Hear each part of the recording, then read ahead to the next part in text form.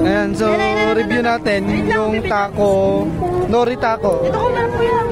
So bakit nga ba siya nori taco? Dahil nori yung imbis na taco, nori yung substitute sa taco. Taco chips. Taco chips.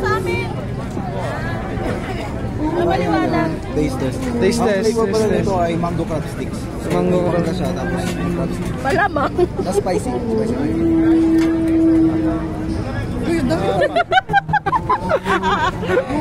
Sige na, magpapa. Sige na, Koy. Hindi ah.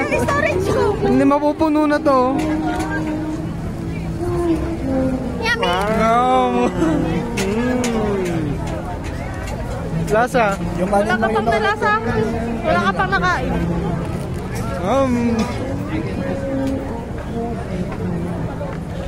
Kep. Madami ba? 7. And guys, bakit siya nahihiya? May mga kasama din ako mag-video.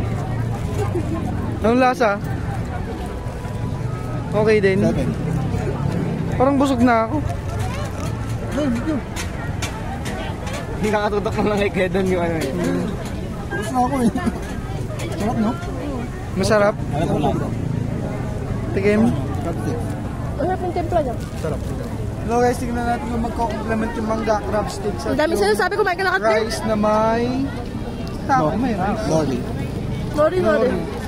Dahil nga yung nori tsaka yung rice. Yummy. Sarap, no? Blandel. Rate it.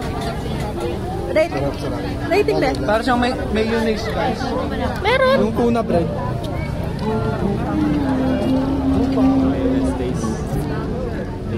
Huwag nyo naman yung kape mo. Kanina pa, 3 oras na yung kape yan. Tingnan mo lahat. Baka makain ko lahat. Sige.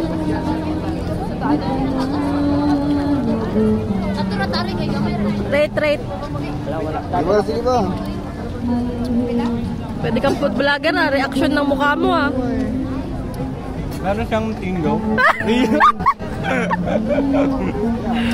Lumalasa yung crab sticks.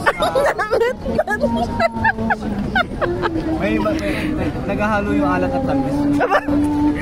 Pero pag tinikman natin siya banda dito sa gilid. Walang lasa. Pag tinikman natin yung kanin parang siyang kakanin. Na may dumaan. Rate na, be. Ay, Ay, rate. Oh, dito. Rate 8 Out of 10. 10.